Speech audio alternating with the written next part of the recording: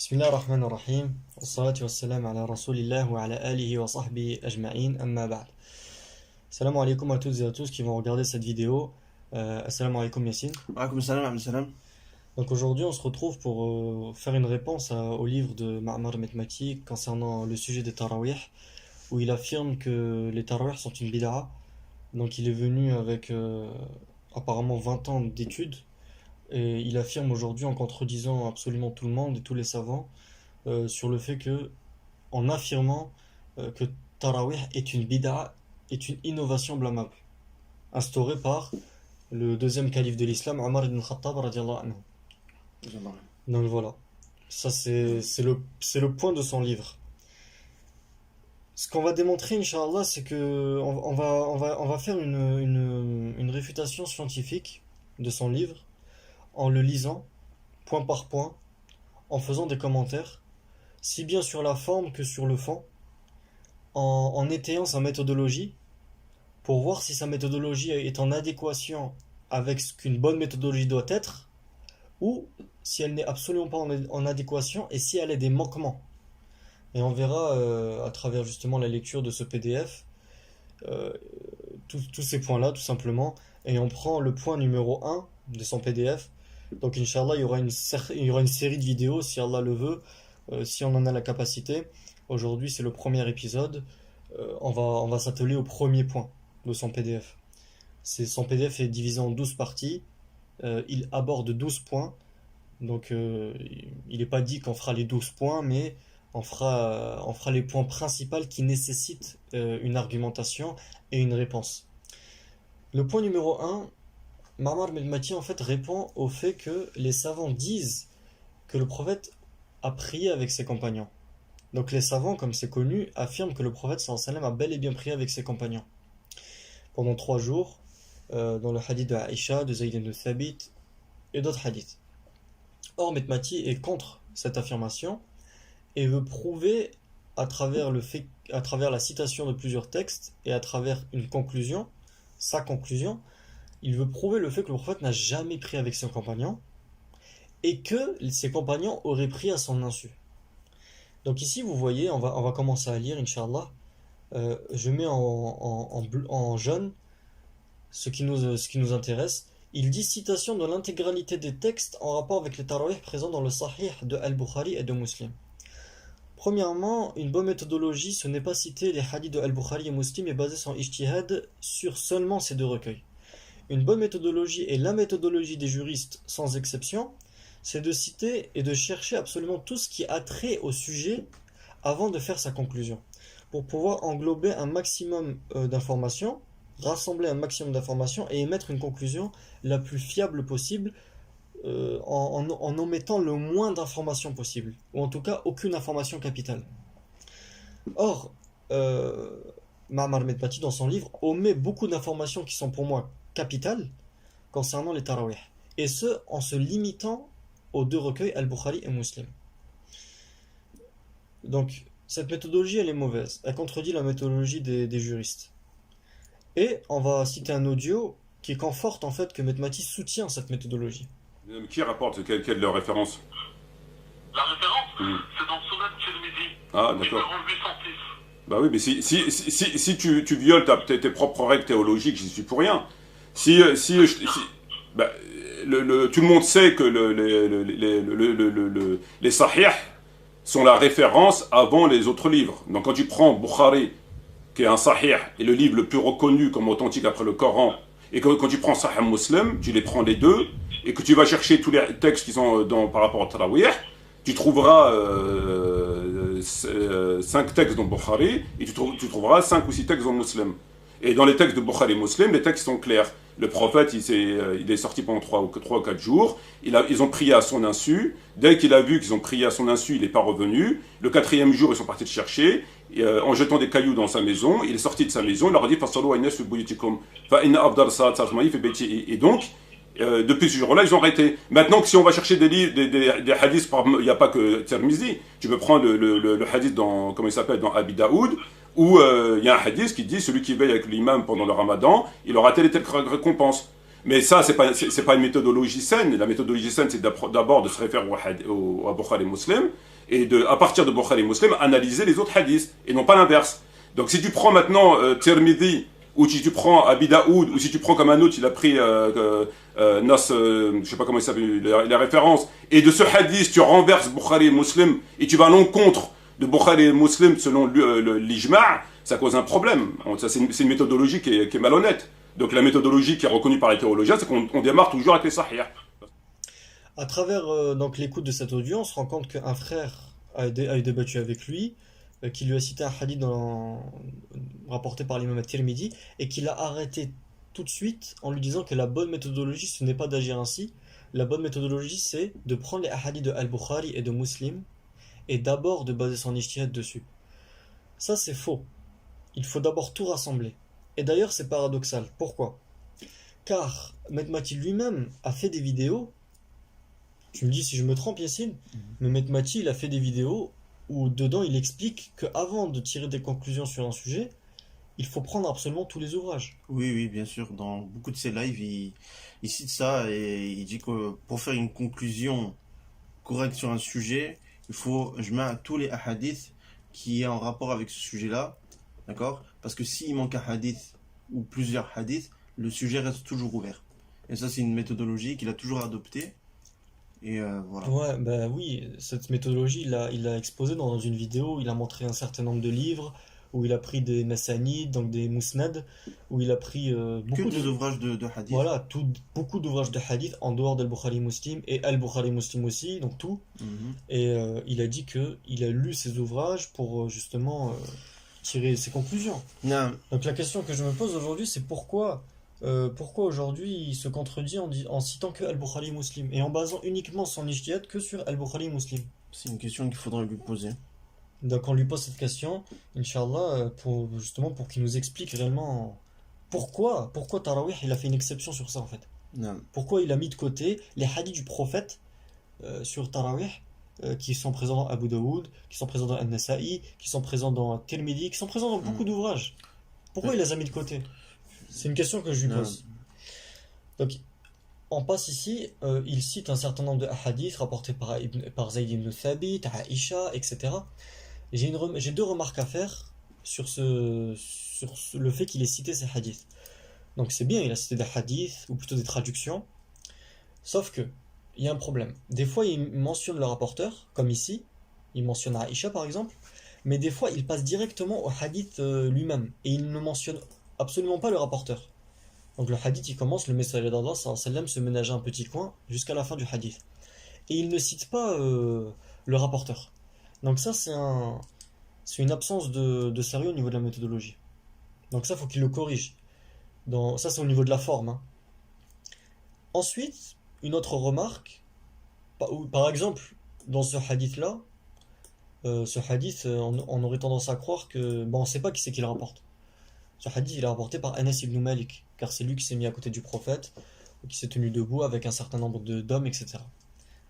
Donc il faut notifier le rapporteur du hadith, c'est très important. Deuxième remarque, c'est le référencement des hadiths. Si on regarde bien, il n'a référencé que ce hadith-là, alors qu'il en a cité une dizaine. Il a cité quelques hadiths avec ses riwayat, avec leurs riwayat. Ah, justement, il a dit dans le débat qu'on a eu avec lui, il s'est attaché à sourcer tous les ouvrages. D'accord? À sourcer tous les textes. C'est ce qu'il a dit. Juste prenez le livre, lisez, il y a tout dedans. Non. Il a répété à plusieurs fois, Bien sûr. à plusieurs reprises. Oui, donc ce qui nous pose encore une autre question, c'est pourquoi dans ces ouvrages, dans ces vidéos, il s'appuie tant à dire qu'il faut référencer toute chose, ou qu'il l'a référencé, il affirme qu'il a référencé toute chose, et quand on se retourne vers son livre, on s'aperçoit que c'est absolument pas le cas. Non. Là, on voit la référence que de un hadith, il mentionne que, donc, il mentionne Al-Bukhari, que Al-Bukhari. Là, on voit qu'il a référé que dans le livre Al-Bukhari. Or, au début, il nous dit qu'il a sorti des hadiths dans Al-Bukhari et Muslim. Ça prouve qu'en fait, il n'a pas tout référé. Ensuite, peut-être qu'il a voulu, je me fais l'avocat du diable, comme on dit, peut-être qu'il a voulu tout référer d'un coup. Or, les hadiths qu'il cite ne sont pas tous dans le chapitre qu'il a cité dans ses références. Donc en D'accord. fait, il y a des hadiths qui sont dans tel chapitre, d'autres qui sont dans un autre chapitre. Par exemple, le hadith de Anas ibn Malik ne figure pas dans la prière, dans le mérite de celui qui prie les nuits de Ramadan. Bablu fadlu qiyami Ramadan ne figure pas dans cet ouvrage. En tout cas dans ce sous-chapitre. Donc ça, c'est une erreur de méthodologie que j'aimerais souligner, avec le fait, une petite parenthèse sur le référencement, on ne mentionne pas le volume avec les pages, sans mentionner la maison d'édition. Car la personne, si elle a un livre de Al-Bukhari chez elle, elle va pas s'amuser à aller dans le tome 1 à la page 639. Parce il y aura forcément une autre édition.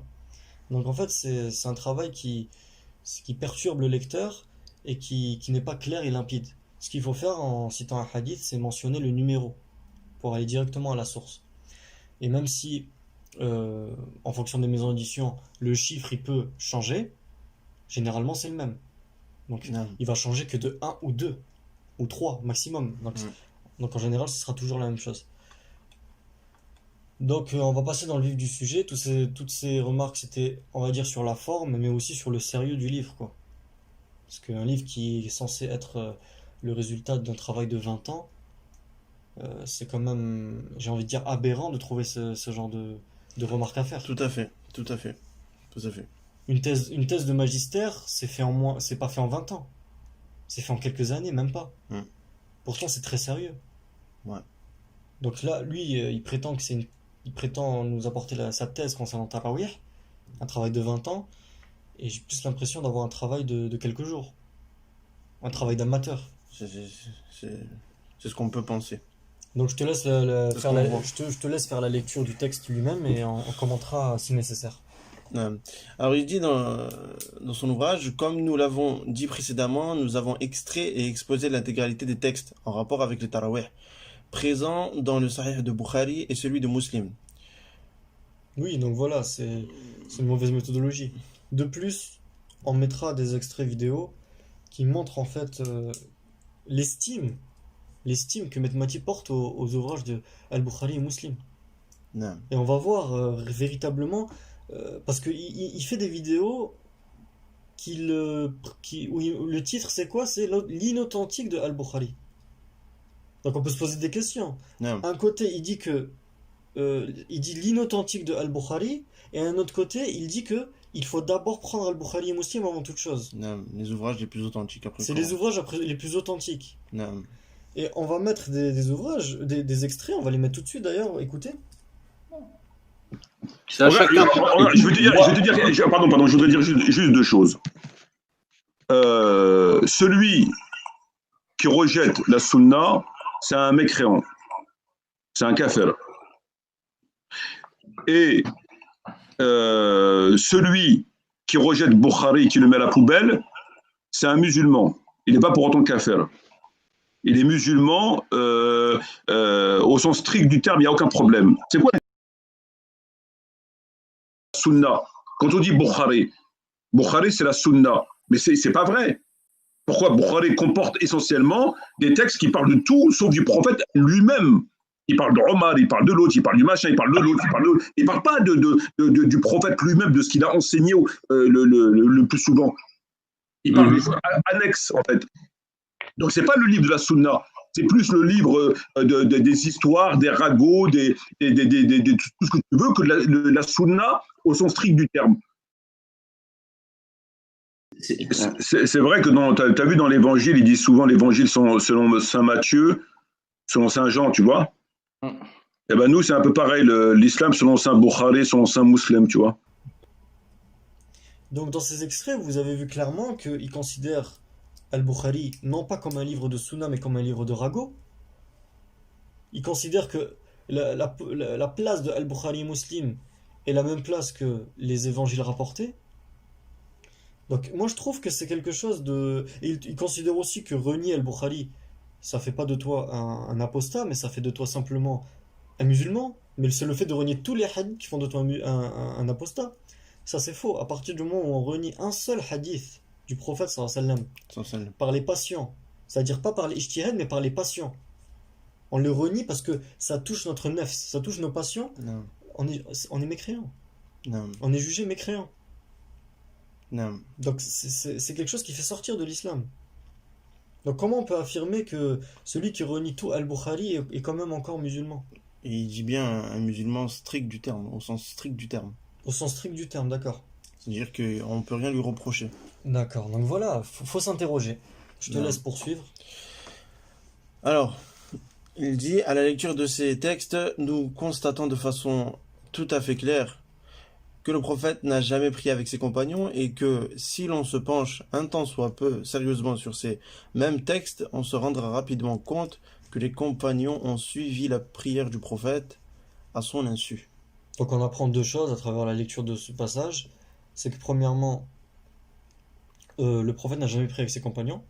Non. Deuxièmement, non seulement il a jamais prié avec ses compagnons, mais ils ont prié à son insu. Non. Donc ces deux affirmations, elles sont complètement fausses, au vu des hadiths que lui-même a cités. Et on verra dans les mêmes hadiths qu'il a cités que le prophète a bel et bien prié avec des termes précis. Il a prié avec ses compagnons, et que les compagnons ont prié avec le prophète sallallahu alayhi wa sallam. Non. Et que on reviendra sur le fait que prier à son insu, on y reviendra. Donc je te laisse faire la lecture.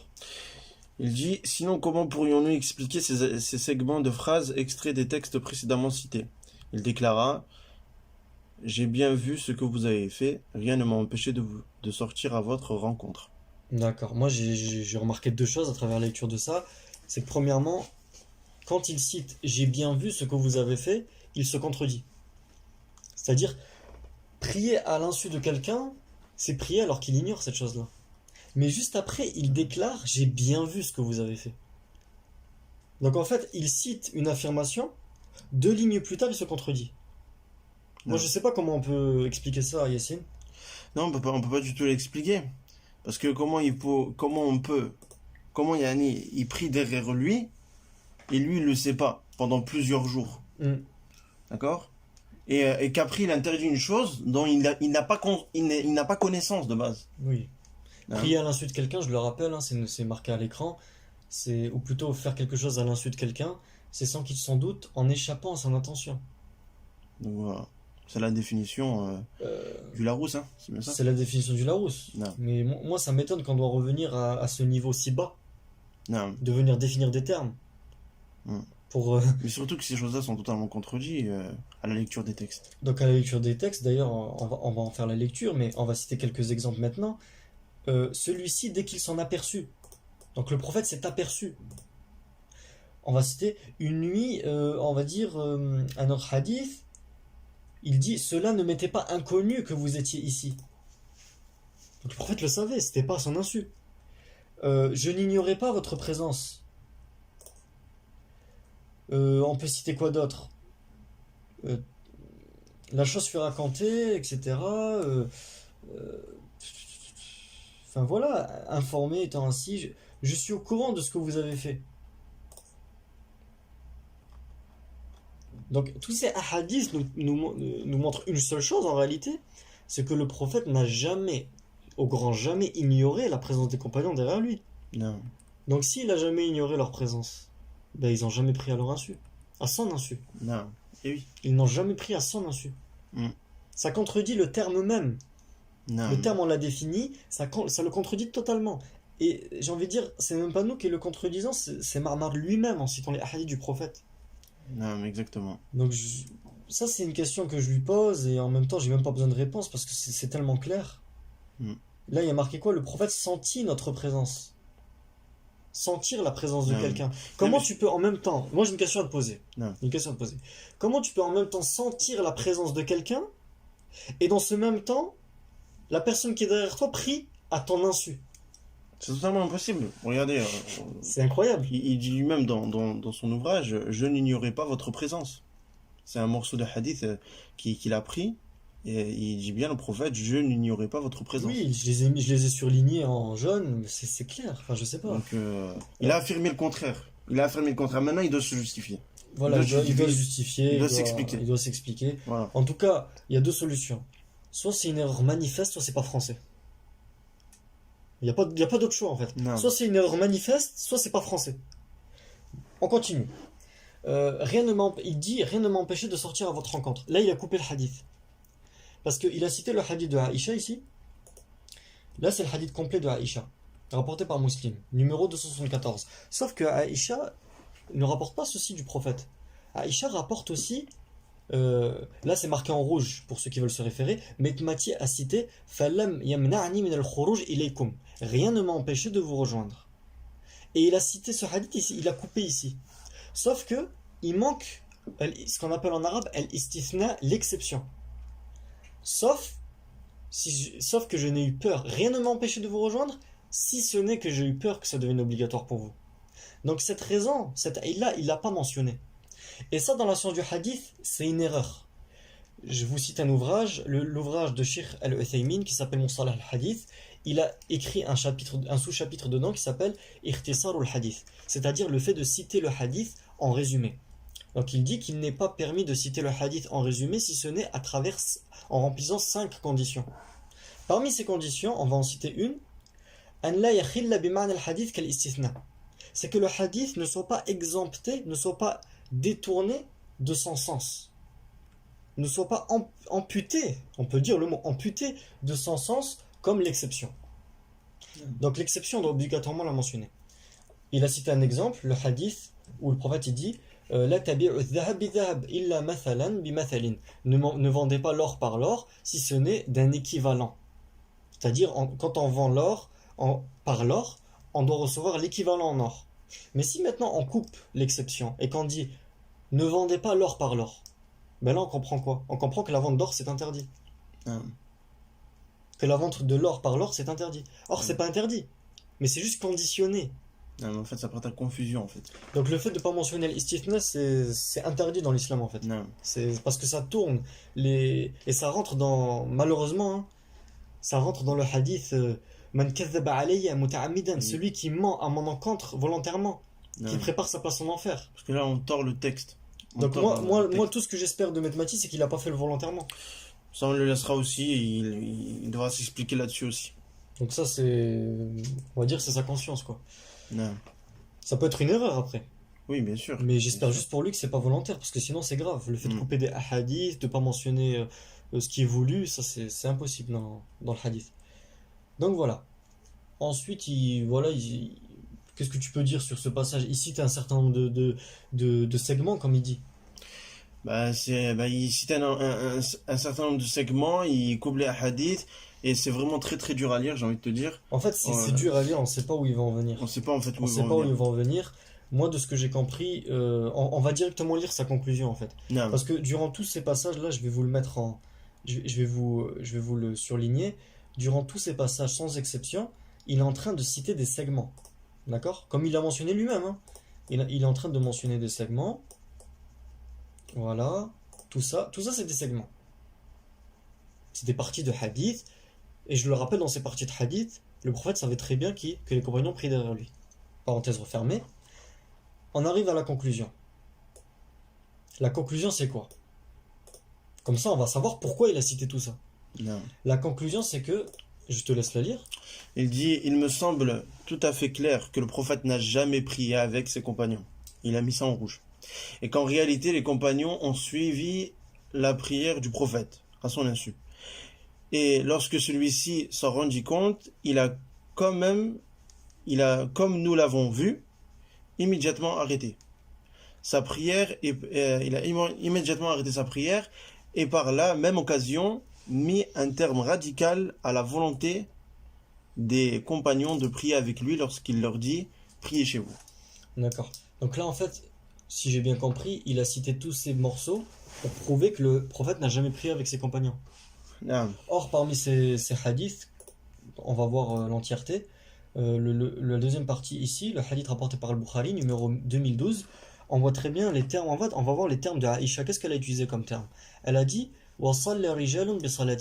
des hommes ont prié de sa prière, c'est-à-dire ils ont prié avec lui la première nuit. La deuxième nuit, elle utilise quelle expression? Elle dit c'est réuni plus de gens que la veille.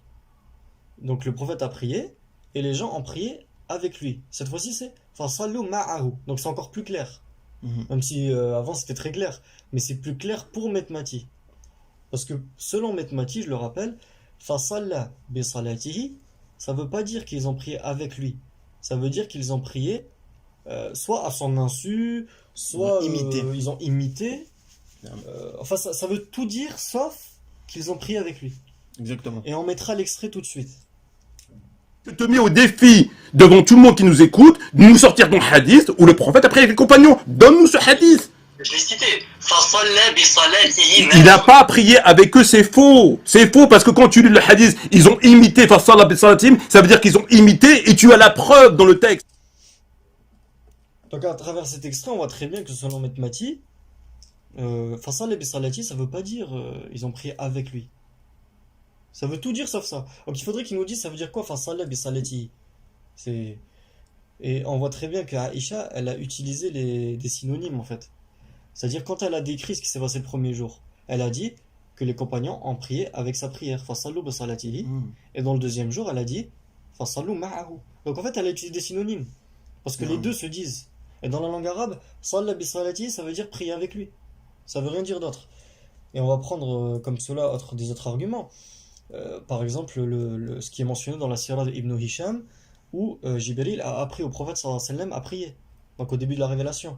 Donc il est dit dans le texte ici, si vous suivez la souris, wa salla Rasulullah sallallahu alayhi wa sallam bi salatihi. C'est-à-dire le prophète a prié bi salati Jibril. A prié avec la prière de Jibril. Donc a prié avec Jibril. Ça prouve quoi là? Ça veut pas dire que le prophète a prié à l'insu de Jibril. Ça veut pas dire que le prophète n'a pas prié avec Jibril. Non, ça veut dire qu'il a prié avec Jibril. Que Jibril lui a appris la prière. Un autre extrait, quand le prophète a appris la prière à Khadija cette fois-ci. Ben, les mêmes termes sont utilisés. Fasalat bi salatihi. Khadija a prié bi salatihi, par sa prière. C'est-à-dire a prié avec lui. Donc en fait, ce terme, il est très clair. C'est un synonyme de fasalat ma'ahu. Elle a prié avec lui. Donc voilà, vous pouvez vérifier, tout est clair ici. Et une dernière parenthèse, c'est comme un converti qui apprendra à faire la prière, que vous ramenez à la mosquée, et vous le faites tout simplement, il prie avec vous en fait. Non, on lui apprend la prière et... On lui apprend la prière. Non. Et ça c'est connu même dans les livres de fiqh, j'ai envie de dire, dans la prière du voyage, quand la personne elle veut rattraper sa prière, ou même autre que la prière du voyage, la personne qu'est-ce qu'elle fait? Eh ben, elle se joint au rang. Et dans les textes, dans les hadiths, il est bien marqué Fasalla bi salatihim ou Salli bi salatihim, prie avec leur prière, c'est-à-dire prie avec eux. Et il est tout à fait autorisé de rejoindre quelqu'un derrière lui. Il est tout à fait autorisé. Et on considère ça comme une prière en groupe. Non. On considère pas ça comme une prière à l'insu de qui que ce soit. Et le fait de dire prier à l'insu du prophète, c'est un rabaissement du prophète. Parce que le prophète, il porte en lui le message. Il se doit de corriger ses compagnons. S'ils font des erreurs, s'ils font des actes interdits, il se doit de les corriger. Il ne les a jamais corrigés sur ça. Parce qu'il est là justement pour légiférer en fait. Il est là c'est son rôle. C'est son rôle. Comment on peut mieux lui expliquer son rôle alors que c'est son rôle lui-même? Moi je comprends pas. Moi aussi. Franchement je comprends pas aussi. J'arrive pas à comprendre. Comment on peut dire que les compagnons ont prié à son insu? Mais si ils ont véritablement prié à son insu, mais c'est son rôle de les rectifier.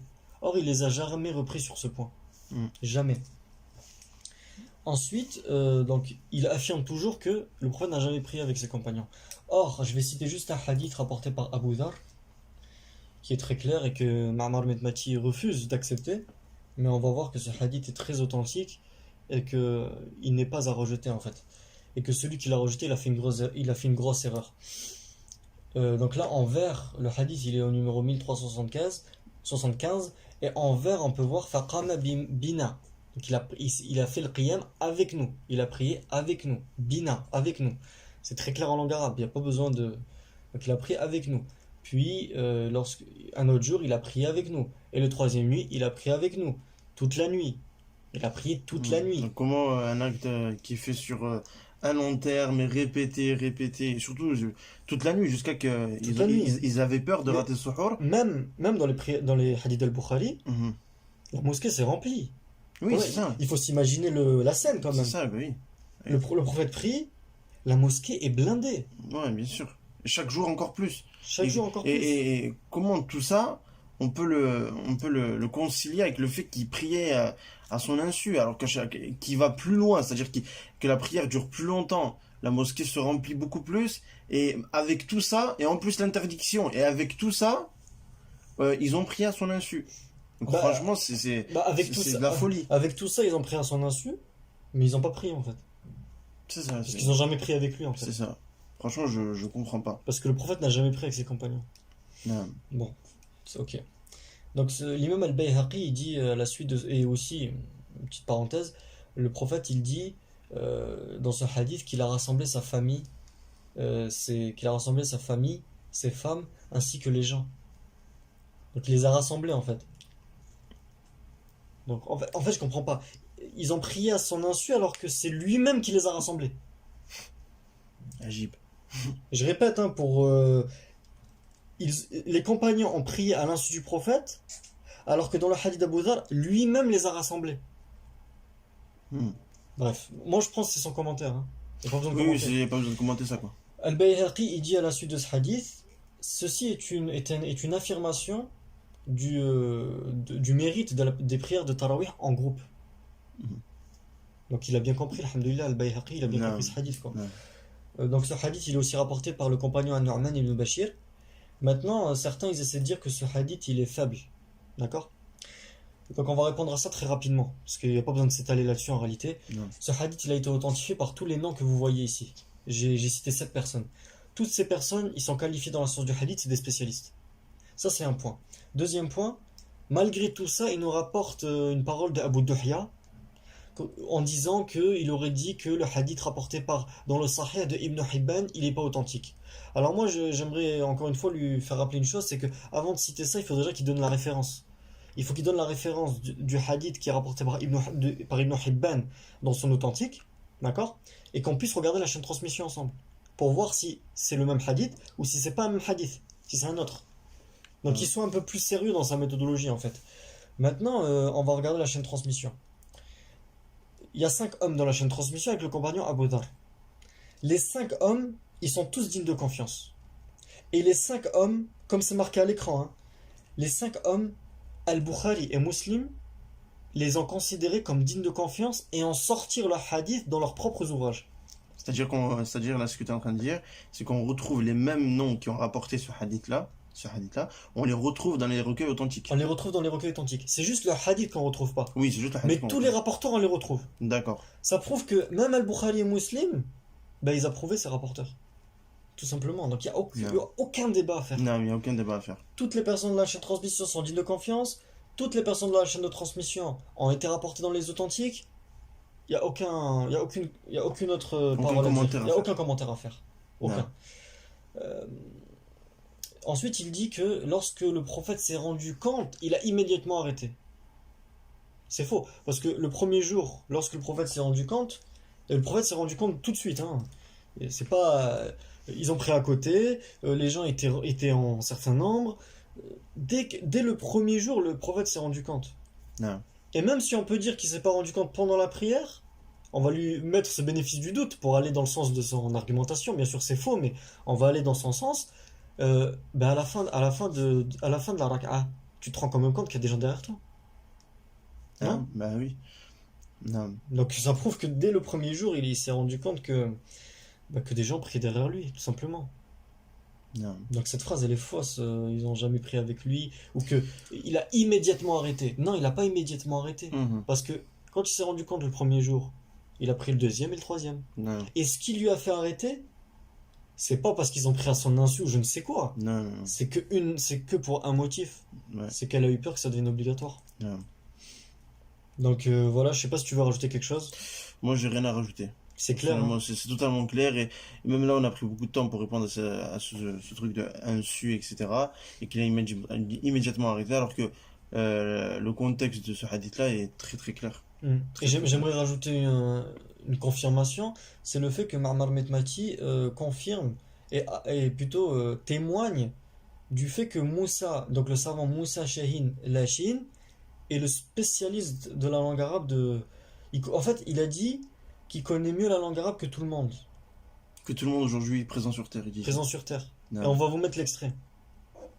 موسى شاهين لاشين الشيخ العلامة موسى شاهين لاشين شرح صحيح مسلم il a fait un شرح de Sahih Muslim dans lequel il te dit رضعت عائشة فعلا ça c'est le شرح c'est pas le texte je répète mot pour mot c'est écrit dans le شرح de Moussa Shahin Lachine qui connaît la langue arabe mieux que tous ceux qui sont sur terre aujourd'hui. Lui, c'est des dizaines de volumes. Il te fait des charhs du musulman, lui. Donc nous, à côté de lui, on est... voilà. Donc son nom, c'est Moussa Shahin Lachine. Charh Sahih Muslim. Donc voilà, à travers cet extrait, vous avez le témoignage de Ma'mar Metmati. Maintenant, cette personne, ce savant, il a des ouvrages.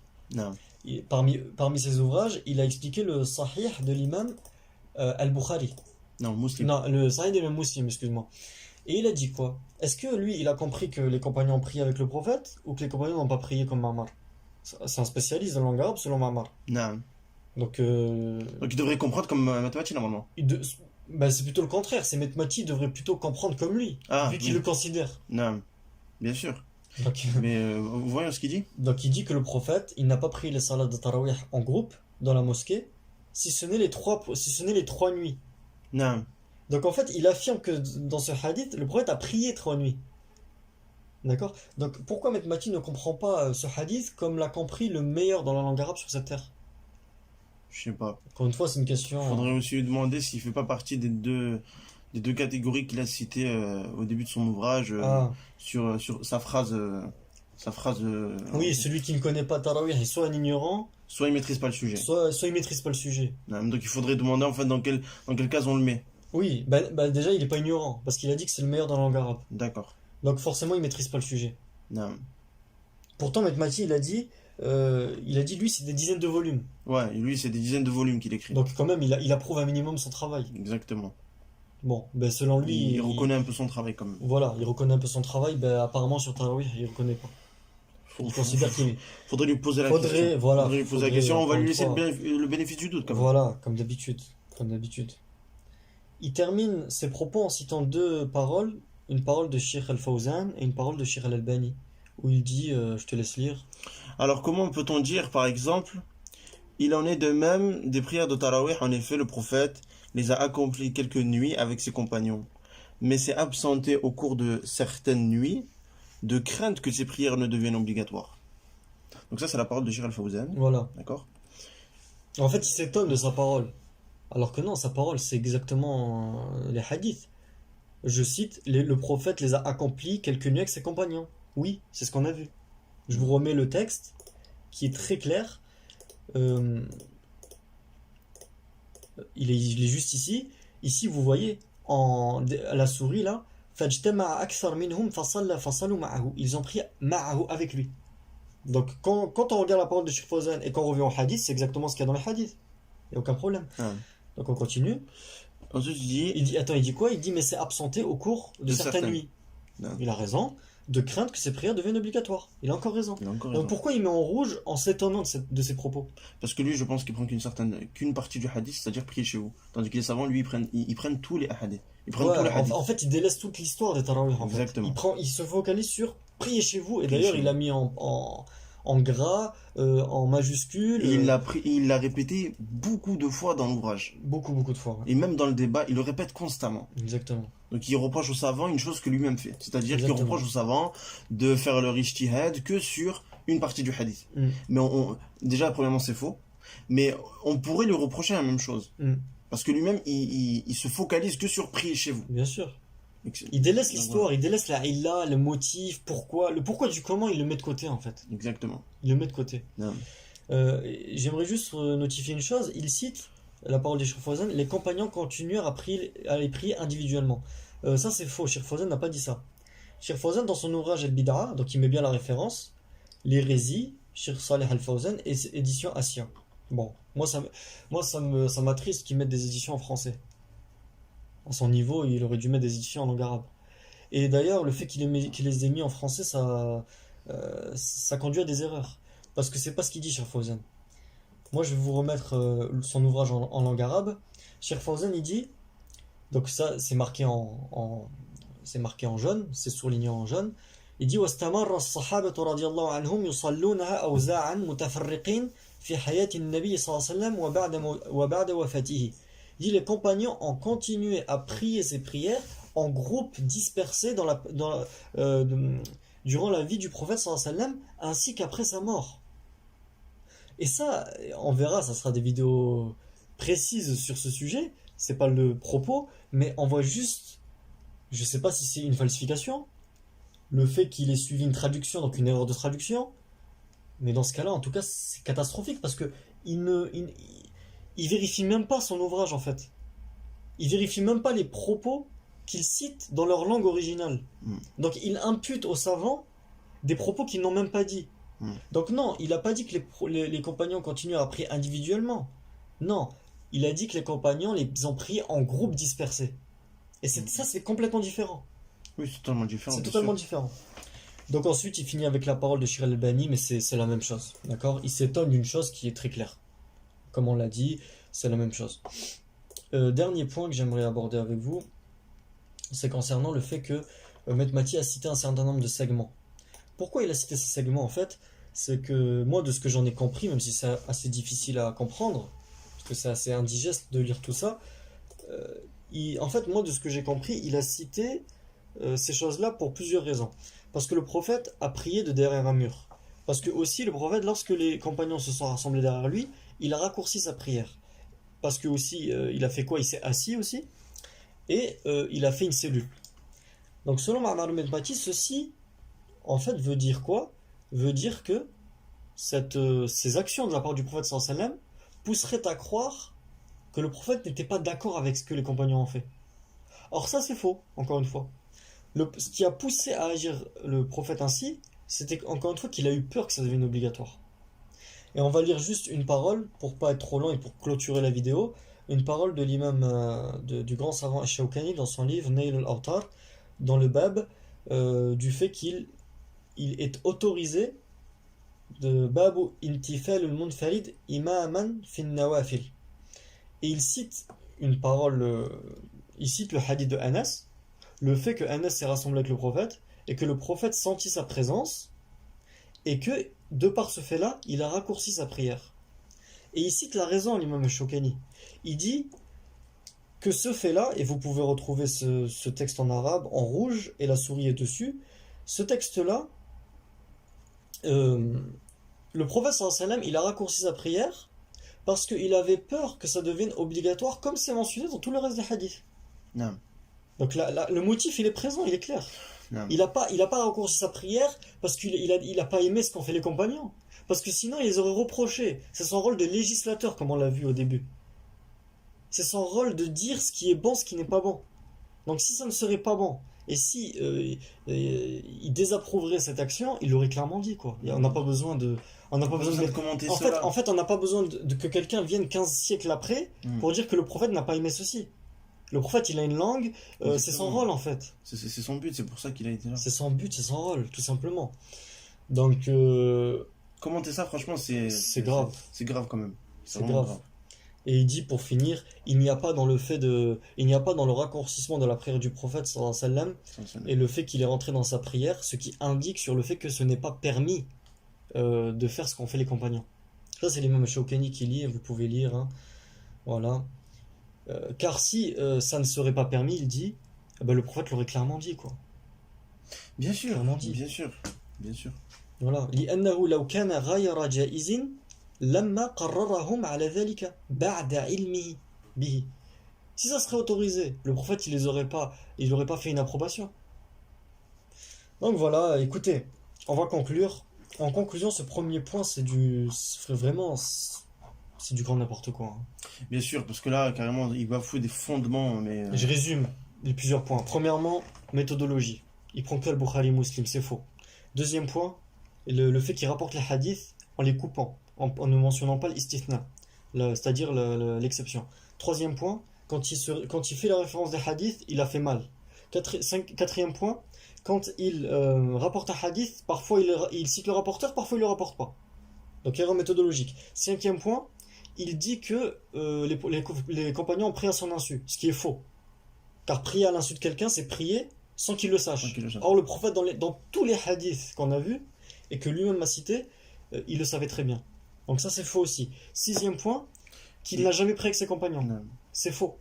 Septième point, il revient pas vers l'arabe. Il revient pas vers l'arabe pour traduire les paroles des savants. Exactement, il revient pas vers l'arabe, ce qui lui pousse à faire des erreurs quand il a cité la parole de Cheikh Fawzan, Non. où cette parole est fausse en fait. C'est Exactement. pas ce qu'il a dit, Cheikh Fawzan. Voilà, ensuite, qu'est-ce qu'on pourrait dire? Et huitièmement, pour finir, c'est que le prophète n'a pas immédiatement arrêté dès qu'il s'en est rendu compte. Non, il a prié la deuxième prière, puis la troisième, puis lorsque la peur s'est vraiment concrétisée en lui, il a décidé d'arrêter. Non. Donc voilà, en conclusion, c'est ça. Et t'as quelque chose à rajouter? Moi, la seule chose que j'ai à rajouter, c'est que on a posé des questions à mathématiques dans cet audio. J'aimerais bien qu'il réponde soit lui ou soit un de ses compagnons. Et pour les personnes qui vont commenter, voir cette vidéo, s'il y a quoi que ce soit, Le mail, il est à la fin. le mail il est à la fin. Vous pouvez nous contacter, il n'y a aucun problème. Si vous voulez, on discute. Si vous voulez, on débat, il n'y a aucun problème. Le sujet, on est ouvert au débat. D'accord? Donc voilà. Les commentaires, ils seront activés. On va les activer. Par contre, on tolère aucune insulte, aucun débordement. Voilà. Et aussi, on va tolérer une chose qui n'est pas tolérée aujourd'hui, ou qui est sûrement délaissée aujourd'hui, c'est l'intelligence. Donc quand on verra quelqu'un qui veut pas faire avancer la discussion, qui ne présente aucun argument et qui ne répond pas au nôtre, ça sera pas acceptable en fait. Non. D'accord? Donc On, voilà. On en a marre des gens qui... Non. Enfin, voilà. On le bloquera. Voilà. ou- Les gens qui parlent mais sans aucun argument, sans aucune preuve, que Non. en répétant, Alors que... peut-être juste le commentaire sera supprimé. Hmm. On bloquera pas les personnes. Oui, Mais parce qu'on les laisse quand même parler. Mais par contre, si la personne réitère beaucoup trop le commentaire et dit beaucoup trop de choses fausses, là par contre, elle sera définitivement bloquée. Ça, oui, c'est- voilà. Donc nous, on reste ouvert au débat et on aimerait, barakallahu fikoum, du sérieux dans cette discussion, c'est tout. Et la meilleure manière, encore une fois, de nous faire parvenir vos arguments, c'est par la case mail. Ça sera plus clair, plus distinct, et on pourra vous répondre, Inch'Allah. Non. Donc voilà. C'est bon? Donc après tout ceci dit, on dit Allahu A'lam, Allah est plus savant de toutes choses. Et wa sallallahu wa sallam ala nabiyyina Muhammad wa ala alihi wa sahbihi ajma'in. On prie sur le prophète sallallahu alayhi wa sallam. Et alhamdulillah rabbil alamin, toutes les louanges reviennent à Allah. Allahu A'lam.